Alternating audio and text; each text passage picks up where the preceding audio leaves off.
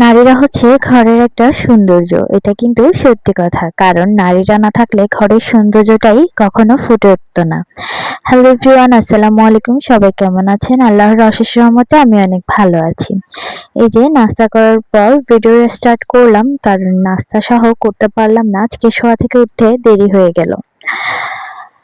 তো আপনাদের সাথে কথা বলতে বলতে বিছানাটা করা হয়ে গেল। আপনাদেরকে আমি আমার যে জানালাটা ওইটার একটা সৌন্দর্য দেখাই। আমার জানালা খুললেই ২ রুমেরই এরকম চারপাশে জমি, যেহেতু আমরা জমির পাশে বাড়ি, তো যার কারণে জমি দেখা যায়। এই যে বিছানা শেষ, আর ঠান্ডা কিন্তু প্রচুর পড়তেছে আমাদের এখানে। কার কার ওখানে ঠান্ডা পড়তেছে অবশ্যই জানাবেন। আপনাদের সাথে কথা বলতে বলতে কাপড়গুলো ভাঁজ করে নিলাম। এই যে চলে আসলাম এখন মেশিনের কাছে। আসলে রাত্রে সেলাই করার পর সকালে মেশিনের অবস্থা এমন থাকে যে সকালবেলা করতে করতে আমার পুরো দুপুরটা চলে যায়। এই যে এখন অবাল্যক আর সেলাই মেশিন মোছার পর এখন চলে আসলাম সোফার সাথে, আসলে গরিবের সোফা আর কি। এই যে এটা ঠিক করে নিলাম। কখন যে সময় চলে যায় বলাই যায় না। আর ঘরের কাজগুলো যদি না করি নিজেকে পরিপূর্ণ মনে হয় না। তারপর হালকা করে শোকেসটা একটু মুছে নিলাম। সপ্তাহে ১-২ বার চেষ্টা করে ভালো করে মোছার। এখন একটু উপর থেকেই সামান্য করে মুছে নিচ্ছি। তারপর ঘরটা ঝাড়ু দিয়ে এখন আমি চলে যাব আমার যে দ্বিতীয় রুম, ওই রুমটা। অবশ্য ওই রুমে কেউ থাকে না, আমরা বেশিরভাগ সামনের রুমেই থাকি। এই যে দেখতে পাচ্ছেন এই রুমে আমি লাইট ছাড়াই আমার রুমটা কত আলো জানালা খোলার পরে। এখানেও কিন্তু সেম জানালার মানে গরমের সময় প্রচুর বাতাস।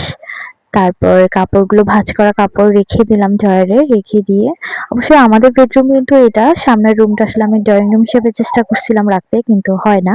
কারণ যেহেতু গাড়ি আছে, গাড়ির জন্য সামনেই থাকতে হয়। চোর যেহেতু অনেক। আর এই যে গরিবের ডাইনিং রুম বলতে পারেন।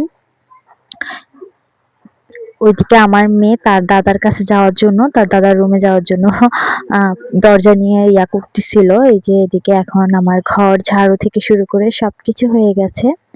এখন আমি চলে যাব বাহিরে থালাবাটি ধুতে। আসলে আমার কোনো বেসিং নাই ঘরে। এই যে ঘরের পাশেই, মানে ঘর থেকে বের হলেই বাবুর আব্বু আমার জন্য ওয়াশরুম তারপর করে দিছে। এই যে ওখানেই বাহিরে একটা ট্যাপ দিয়ে দিছে, ওখানে আমি থালাবাটি ধুই, আবার অনেক সময় গোসলও করি। যে তবে আমার কাছে খুব ভালোই লাগে। বেসিন থাকলে হয়তো একটু ঘরের সুবিধাটা বেশি হতো। তারপর আমি কিন্তু প্রতিদিনই এভাবে ঝাড়ু দেওয়ার চেষ্টা করি, কারণ ঝাড়ু যদি না দিই জায়গাটা পিছল হয়ে থাকবে। থালাবাটি ধোয়ার পর তাতে হাঁটতে খুব প্রবলেম হবে। আর আমার মতো কে কে প্রতিদিন এত পরিমাণ কাপড় ধোন অবশ্যই কমেন্টে জানাবেন। এই যে দেখতে পাচ্ছেন আমি প্রায় ২ বালতি কাপড় ধুতে হয়। আমরা কিন্তু ফ্যামিলি মেম্বার মাত্র ৩ জন, তাও আমাদের প্রচুর কাপড়, শুধু মেয়ের আর মেয়ের বাবার। এই যে এখন চলে যাচ্ছি বাহিরে কাপড় শুকাতে দিতে। উঠানের ভিডিওটা আসলে মনে হয় না করতে পারবো, আমাদের ফ্যামিলিতে অনেক মানুষ, ভিডিওটা করতে পারলাম না। তারপর কাপড় শুকানোর পর চলে আসলাম কাপড় কাটতে। যেহেতু আমি টেলারি করি অবশ্য আমাকে কাপড় সেলাই করতেই হয়, কারণ না সেলাই করলে তো আর চলবে না। যে কাপড়টা কেটে রাখতেছি, বিকেলবেলা সেলাই করব।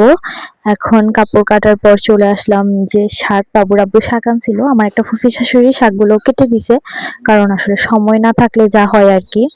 এদিকে একটু মাছ ছিল, ওগুলো নিয়ে আমি যেহেতু মাটির চুলায় রান্না করব সবকিছু বাহিরে নিয়ে এসে যে চুলার পাড়ে নিয়ে আসলাম, বসাইও দিলাম, রান্নাও হয়ে আসতেছে ইনশাল্লাহ। এই যে আজকে রান্নায় যা যা ছিল এগুলো অবশ্য আমার জাল দিছে বাবুর জন্য। আর এটা কালকে শিম তরকারি ছিল, এখানে কুমড়ো শাক ভাজি, আর এখানে মাছ রসা ভুনা। তো যদি আমার ভিডিওটা ভালো লেগে থাকে অবশ্যই চ্যানেলটা সাবস্ক্রাইব করে আমার পাশে থাকবেন। আসসালামু আলাইকুম।